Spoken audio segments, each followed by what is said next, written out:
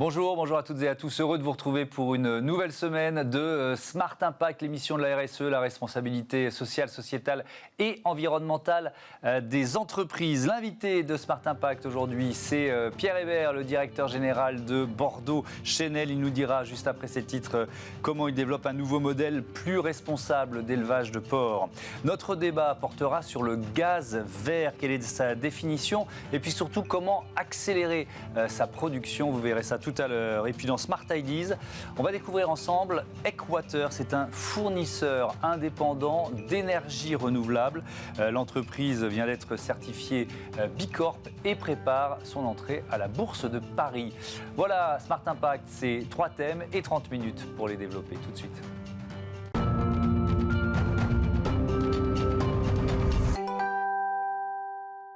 Bonjour Pierre Hébert, bienvenue. Bonjour, merci. Vous êtes donc le directeur général de Bordeaux Chenel, marque de rillettes bien connue des Français.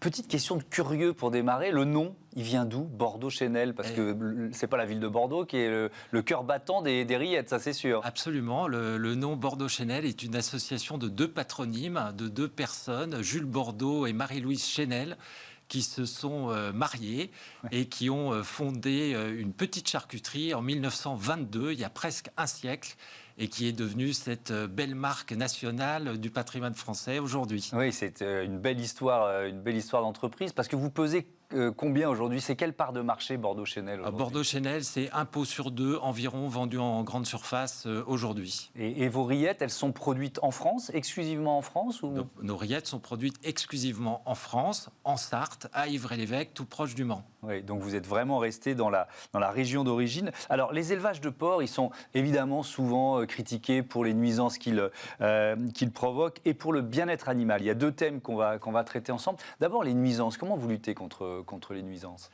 Alors, nous avons, avec Bordeaux Chenel, initié un grand programme RSE depuis 2018 qui se concrétise auprès de nos consommateurs sous la dénomination Nos valeurs partagées et qui sont maintenant portées par nos emballages et qui se manifeste sous une contractualisation directe avec les éleveurs qui pèse aujourd'hui déjà 35% de nos approvisionnements.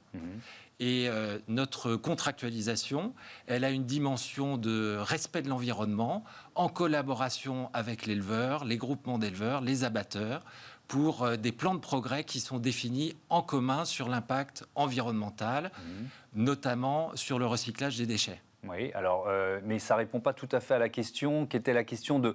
Moi, alors, je n'ai jamais vécu à côté d'un élevage de porc, mais les odeurs, c'est une dimension... c'est impossible de faire autrement, ou alors on réussit à réduire ces nuisances? On peut réduire toutes les nuisances, bien entendu, comme Bordeaux Chenel le fait pour sa propre activité depuis 2015. Mais ces élevages peuvent réduire leur impact en consommation énergétique, leur impact sur le recyclage des déchets.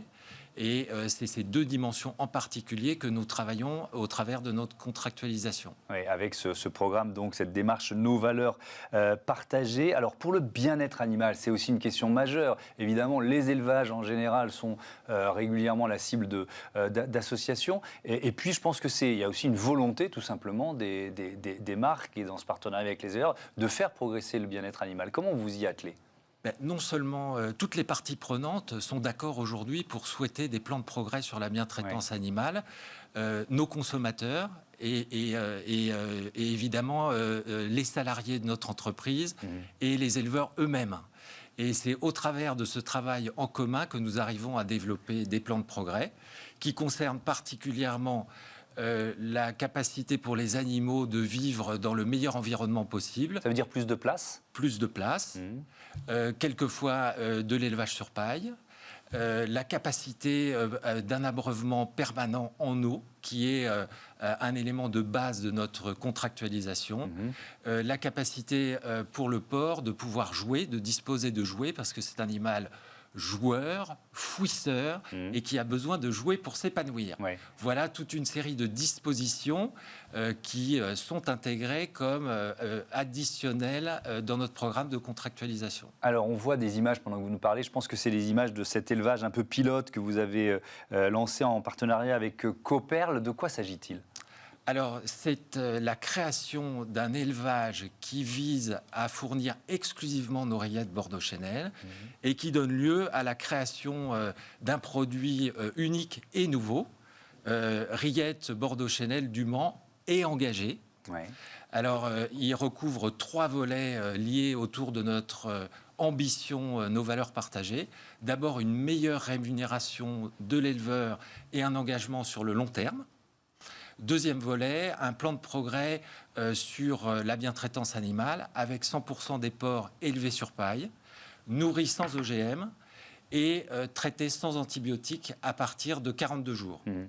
Plus encore, nous avons une exploitation qui s'intègre mieux dans l'espace paysager, qui dispose de ventilation naturelle pour réduire son impact énergétique et la consommation d'énergie pour l'éleveur. Et puis une méthanisation totale des déchets émis. Avec, j'ai lu, 70%, plus 70% d'espace animal dans cette exploitation pilote. Alors, c'est la première. Donc, combien de temps ça prend? Parce que vous l'avez dit tout à l'heure, aujourd'hui, il y a 35% de vos partenaires éleveurs qui ont signé la charte Nos valeurs partagées. Donc, ça veut dire que... Et vous avez l'ambition d'arriver à 90% en 2025. Oui. Il faut accélérer. Non, il ne faut pas accélérer puisque nous avons... Pour arriver à 90% quand même. Oui, il faut accélérer, mais nous avons démarré en 2018. Nous respectons aujourd'hui notre plan de marche. Nous étions à 30% en début d'année. Nous sommes déjà à 35% à fin mars. Et le plan de marche que nous avions prévu est respecté. Donc, je peux vous confirmer notre engagement de respecter 90% à horizon 2020. Mais ça veut dire que les 65% qui n'y sont pas maltraitent les animaux? Pas du tout. Nous sommes sur des élevages standards sur lesquels Bordeaux-Chenel souhaite accompagner un plan de progrès pour alimenter sa démarche, nos valeurs partagées. Alors vous êtes venu aussi avec un autre pot de... Alors ce ne sont pas des rillettes, puisque c'est du végétal. Pour coller aux demandes des consommateurs, vous prenez le virage du végétal. Le roi de la rillette qui nous propose de manger des légumes, c'est quand même le monde à l'envers, non? Oui, mais Bordeaux-Chenel, c'est le roi du plaisir à partager à l'apéritif. Et face à l'évolution des attentes de nos consommateurs, y compris ceux de Bordeaux-Chenel, un tiers des Français aujourd'hui se déclarent intéressés par le flexitarisme. Il n'était absolument pas hors de propos pour la marque Bordeaux-Chenel de proposer un tartinable 100% végétal. Ils viennent d'où d'ailleurs les légumes? Les légumes, le soja et les aromates viennent d'Union européenne avec une production responsable. D'accord. C'est quand même paradoxal. Mais je comprends très bien pourquoi vous prenez ce virage. C'est une façon d'anticiper un mouvement peut-être de baisse de la consommation des produits d'origine animale. Notre marché ne baisse pas, il continue de gentiment progresser, mais au contraire, c'est une alternative pour varier les plaisirs à l'apéritif pour l'ensemble de nos consommateurs. Et le défi était vraiment de développer une recette à la hauteur de la gourmandise qui est proposée par toute notre gamme de rillettes. Mais vous comprenez bien que ce n'est pas là-dessus qu'on vous attend quand même. C'est pour ça que je dis que c'est paradoxal. C'est pas là-dessus qu'on nous attend, mais quand on propose quelque chose de nouveau à nos consommateurs sous marque Bordeaux-Chenel comme produit végétal, ils ne sont pas plus surpris que ça. Et souvent, ils nous manifestent un grand intérêt. Ça a été lancé il y a longtemps? C'est lancé depuis quelques mois seulement. Et le premier bilan est bon? Le premier bilan est bon parce que nous avons une satisfaction de gourmandise qui nous est renvoyée par nos consommateurs qui est très élevée. Alors, il nous reste une minute pour peut-être donner 2-3 détails sur les objectifs de réduction de l'impact environnemental. Ça suppose quoi en termes d'investissement? Parce que ça, c'est un programme de longue durée aussi.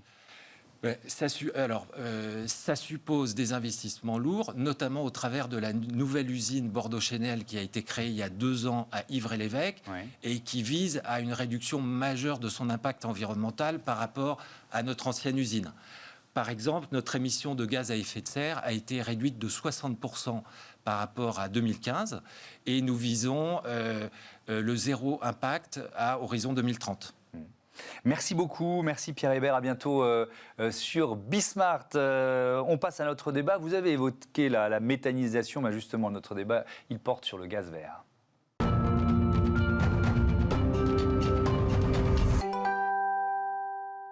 Quelle est la définition du gaz vert? Comment accélérer sa production? C'est notre débat tout de suite avec Patrick Corbin, bonjour. Vous Bonjour. présidez l'Association française du gaz, et Xavier Passemard, bonjour. Bonjour. Directeur biométhane chez GRDF. Une définition, tiens, pour commencer. Patrick Corbin, c'est quoi le gaz vert? Le gaz vert, c'est un gaz qui n'émet pas de CO2. Bien entendu, quand on parle de biométhane, il en émet lors de sa combustion, mais en fait, il a été produit par une matière qui a capté quasiment le même CO2 qui a été émis lors de la croissance des plantes qui sont mis dans le méthaniseur pour produire ce biométhane. Donc c'est vraiment 100% la méthanisation, le gaz vert? Ce n'est pas 100% la méthanisation, le gaz vert. En plus du biométhane, il y aura demain la pyrogazéification, où l'on pourra faire du gaz à partir de déchets de type bois de palette ou autre, de gazéification hydrothermale pour des boues, et de manière peut-être encore un peu plus futuriste, certains pensent beaucoup à pouvoir demain récupérer le méthane qui serait transformé depuis des algues. Alors, on va peut-être se concentrer sur ce qui existe effectivement aujourd'hui. Xavier Passemard, c'est quoi les atouts du gaz vert? Alors les atouts du gaz vert, bien entendu, c'est d'abord de fournir une énergie renouvelable, comme on vient d'en parler, avec, pour vous donner un ordre de grandeur, 10 fois moins de gaz à effet de serre que le gaz fossile. Donc ça, c'est, je dirais, le premier atout. Mais les autres atouts sont tout aussi importants. Il faut savoir que la filière méthanisation qui permet de produire ce biométhane permet de créer des emplois. Une unité de méthanisation, c'est 3-4 emplois systématiquement, en plus des emplois qui sont non délocalisables. Ce sont, pour vous donner un ordre de grandeur, il y a aujourd'hui autour de la filière 7000 emplois et on estime qu'à l'horizon 2030, il y aura entre 30 et 50 000 emplois supplémentaires. C'est aussi un enjeu en termes d'atouts sur la souveraineté. C'est au lieu d'aller chercher du gaz en Norvège ou en Russie, c'est de produire ce biométhane sur le territoire. C'est aussi une solution de valorisation des déchets pour les territoires. Vous savez que les collectivités ont des enjeux de valorisation des déchets sur les territoires. Et ça apporte une solution pour la valorisation de la matière organique et notamment les biodéchets. Mais surtout, le plus important, c'est pour les agriculteurs. Pour les agriculteurs, c'est un revenu complémentaire qui va stabiliser leurs revenus qui, vous savez, sont très exposés aux aléas du coût des matières premières. C'est aussi des économies d'engrais fossiles, puisque un des coproduits, on a parlé de l'énergie sur la méthanisation, mais la méthanisation, c'est aussi un digestat, c'est une sorte de résidu qui est un fertilisant. Et qu'on peut réutiliser après. Voilà. Donc il y a énormément, et par rapport à d'autres énergies renouvelables, la méthanisation a cette particularité de non seulement apporter une solution au niveau énergétique, une solution renouvelable, 100% renouvelable, mais aussi d'apporter un soutien aux acteurs du monde agricole dans le cadre de la transition. Est-ce que c'est l'avenir de la filière qui se joue, Patrick Corbin? Parce que le gaz naturel va être progressivement banni des logements neufs. C'est une réforme du gouvernement que vous combattez, que vous critiquez, cette nouvelle réglementation environnementale. Pourquoi vous vous battez contre cette réforme? On voit bien pourquoi, parce que vous représentez la filière du gaz, mais avec quels arguments? Aujourd'hui, nous avons parfaitement compris qu'en 2050, il n'y aurait plus de gaz naturel sur le territoire français. Et donc, aujourd'hui, notre bataille, c'est que le gaz renouvelable remplace peu à peu ce gaz naturel dans les réseaux entre aujourd'hui et 2050. Donc, quand je dis survie de la filière en jeu, c'est vraiment ça? C'est absolument ça. Et pourquoi on se battait? On ne se battait pas pour que le gaz naturel vienne dans le logement neuf. On se battait pour que le biométhane soit reconnu comme une énergie décarbonée pour le logement neuf et permette de continuer à utiliser sa chaudière en souscrivant des contrats d'achat de biométhane. Est-ce que vous obtenez gain de cause sur cet argument? Aujourd'hui, à date, nous n'avons pas obtenu gain de cause. Mais je vous vois un petit sourire, donc vous êtes optimiste quand même? Vous espérez que ça va passer? Non, on est relativement pessimiste, mais au moment où je vous parle, le décret n'est pas encore paru, même si nous sommes relativement pessimistes. Et ce qui nous rend optimistes, tout à l'heure, Xavier a indiqué les atouts du biométhane. Ouais. Le biométhane, il a aussi un autre atout.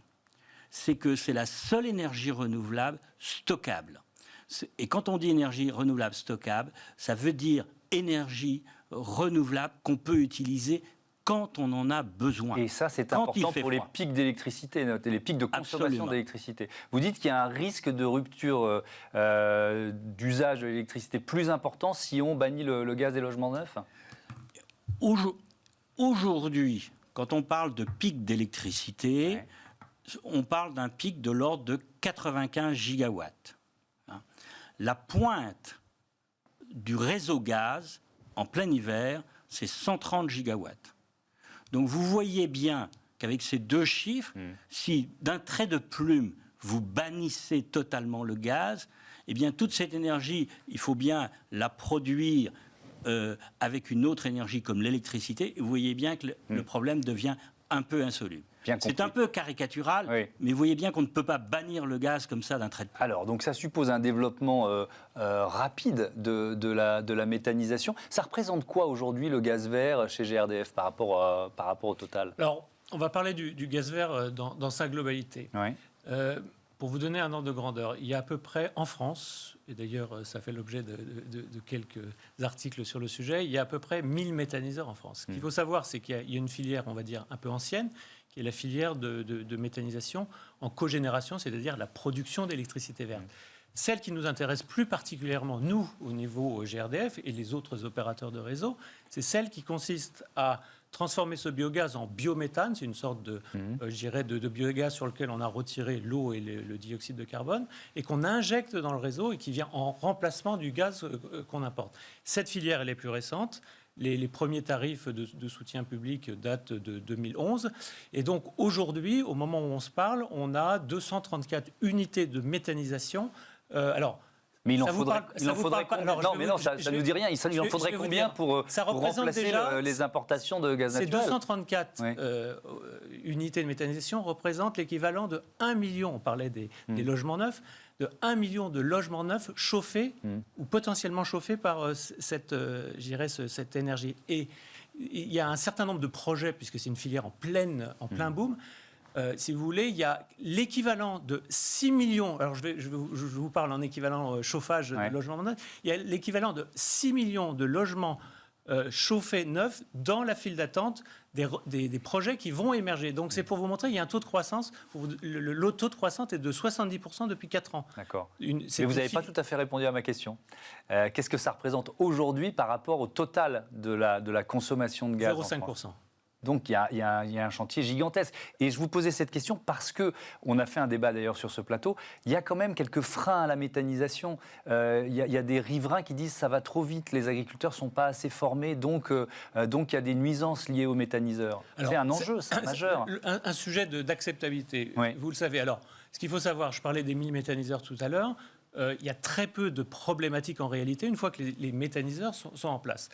Pour autant, pour les nouveaux projets, et c'est légitime, c'est une évolution sociétale normale, c'est normal que les gens se posent des questions. Bien sûr. C'est une filière neuve. Et à un moment donné, il faut absolument que les porteurs de projets qui vont sur un territoire, qui vont s'installer sur un territoire, qui vont créer une activité nouvelle, entrent en dialogue avec les riverains. Et quand on parle de professionnalisation, c'est aussi ce dialogue-là qui doit être instauré très rapidement sur les territoires pour convaincre, pour expliquer pourquoi l'opération va faire du sens, quels sont ses bénéfices, mais aussi quelles sont parfois ses nuisances, parce qu'il ne faut pas se voiler la face. Il y a aussi, comme toute activité, mais ce n'est pas lié à la méthanisation, il y a aussi des nuisances à gérer. Mais la clé de tout ça, c'est le dialogue sur le territoire. C'est le dialogue avec les parties prenantes. Et un peu la formation des agriculteurs aussi, parce que c'est un nouveau métier. Alors, c'est un nouveau métier. Vous voyez qu'on est un petit peu à cheval entre le monde de l'agriculture et le monde de l'énergie. Le monde de l'énergie est un monde de spécialistes. Et en effet, il y a une montée en puissance, mais qui est en train de se faire. Il y a un label qui a été mis en place qui s'appelle le Calimeta, qui est un label qui est donné aux bureaux d'études, aux constructeurs, pour accompagner les porteurs de projets. Mais dans le futur, il y aura aussi des évolutions sur ce domaine-là, avec des formations qui vont être mises en place pour aider les agriculteurs qui existent déjà et qui vont se développer.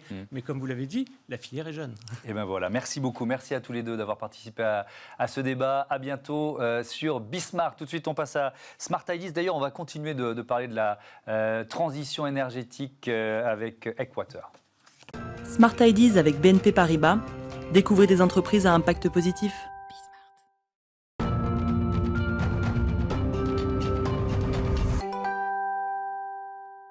Smart Ideas avec Equateur, fournisseur d'énergie renouvelable. Bonjour Julien Tchernia. Bonjour. Bienvenue. Vous Merci. êtes le président d'Equateur, fournisseur d'énergie indépendant. Ça veut dire quoi? Ça veut dire qu'on n'est pas producteur. C'est très important. La plupart de nos concurrents sont producteurs. Évidemment, quand vous êtes producteur, ce que vous avez envie, c'est de vendre votre production.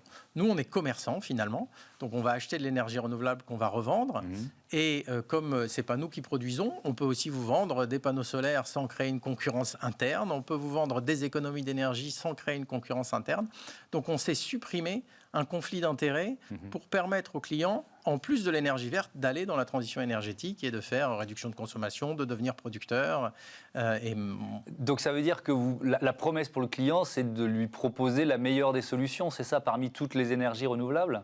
Exactement, en considérant que l'économie d'énergie est une énergie renouvelable. C'est presque la plus renouvelable, même. Enfin, c'est sans aucun doute la plus renouvelable. C'est l'énergie qu'on ne consomme pas. Ça, on est bien d'accord. D'ailleurs, qui sont vos clients? C'est le grand public? Principalement le grand public. On s'est lancé sur le grand public. Aujourd'hui, on a 25% de clients qui sont des professionnels. Donc, on a 75% grand public et 25% des grands groupes qui font appel à nous pour des réseaux de petite consommation. Qu'est-ce que je peux vous dire? Le réseau de SFR, par exemple, tous les répéteurs optiques, depuis le 1er janvier, sont alimentés par de l'énergie renouvelable via Equateur. L'ADEME, que tout le monde connaît, l'association, enfin l'agence de la transition énergétique, est alimentée par Equateur depuis le 1er janvier 2017. C'était un de nos premiers clients. Donc les écluses de France, les voies navigables de France, voilà, etc. J'ai vu que vous proposiez aussi alors, à vos clients grand public une nouvelle offre avec un kit solaire. C'est quoi ça? C'est dans l'esprit du collaboratif, c'est-à-dire pousser nos clients à devenir producteurs. Et le kit solaire, c'est un petit appareil qui... on voit les images, oui. Ah bah voilà. Allez-y, expliquez. Donc c'est grand comme une table une table basse dans votre salon. Ça coûte moins cher qu'un iPhone et c'est très simple à monter. Je l'ai fait moi-même, on en a un dans les bureaux à Paris. Et vous le montez en un quart d'heure et vous le branchez sur une prise et vous produisez.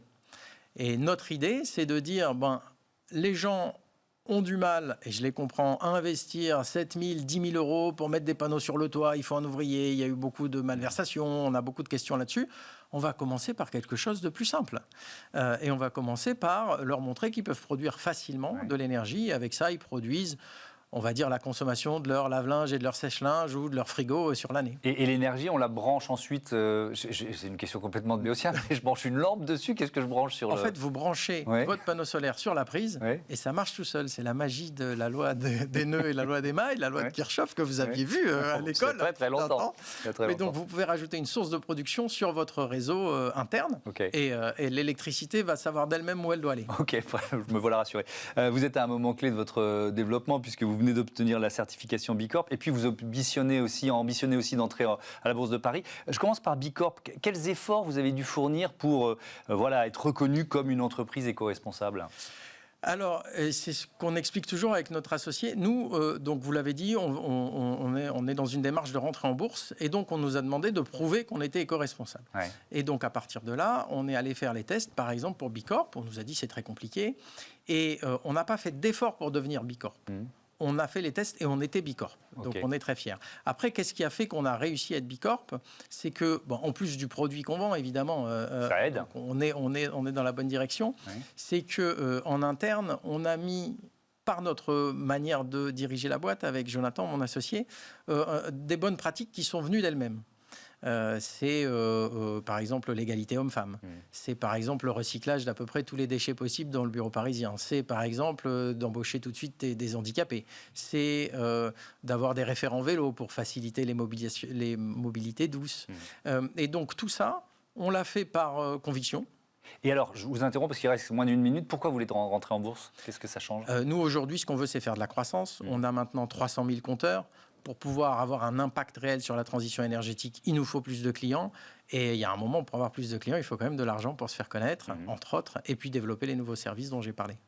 Merci beaucoup, merci Julien Tchernia. Bon vent à Eckwater. Voilà, c'est la fin de cette émission. Vous pouvez nous retrouver sur les box et les diffusions, les horaires, c'est 9h midi, 20h30 ou alors 24h24 sur bismart.fr. Salut à toutes et à tous, c'est la chaîne des audacieux et des audacieuses.